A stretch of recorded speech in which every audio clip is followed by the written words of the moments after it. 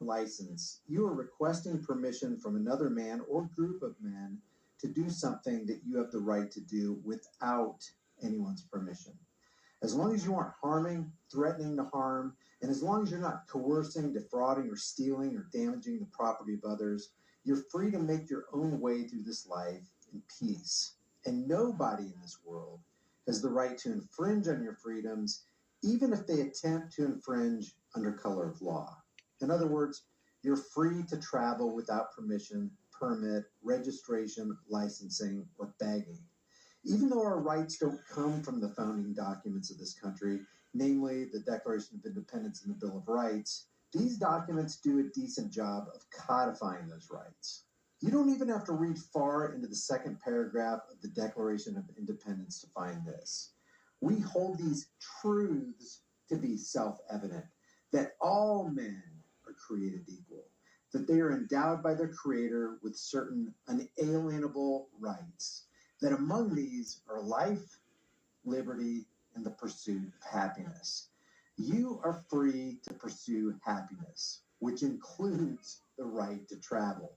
Travel is an unalienable right that you're born with, not a privilege you're granted by another man or group of men calling themselves government. According to the Declaration of Independence, government was supposedly instituted for one reason only: to secure those rights, including the right to travel.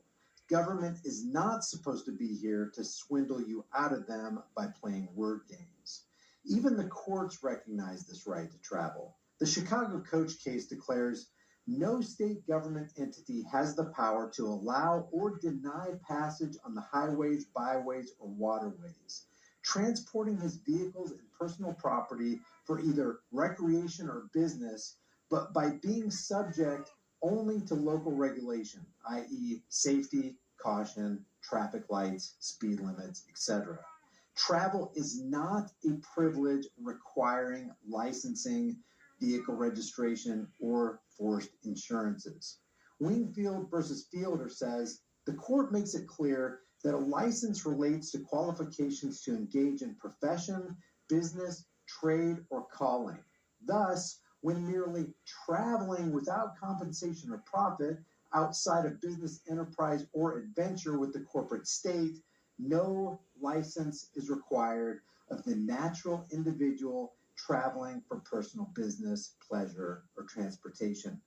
Barbarian versus Lucier states, the use of the automobile as a necessary adjunct to the earning of a livelihood in modern life requires us, in the interest of realism, to conclude that the right to use an automobile on the public highways partakes of the nature of a liberty within the meaning of the constitutional guarantees.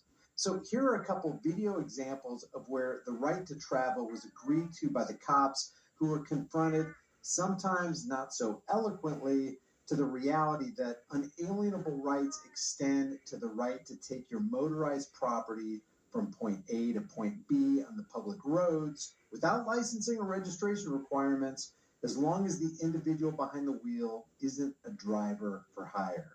So sit back, enjoy this video, and feel free to add to it and include any other videos in the comments section of successful right to travel interactions.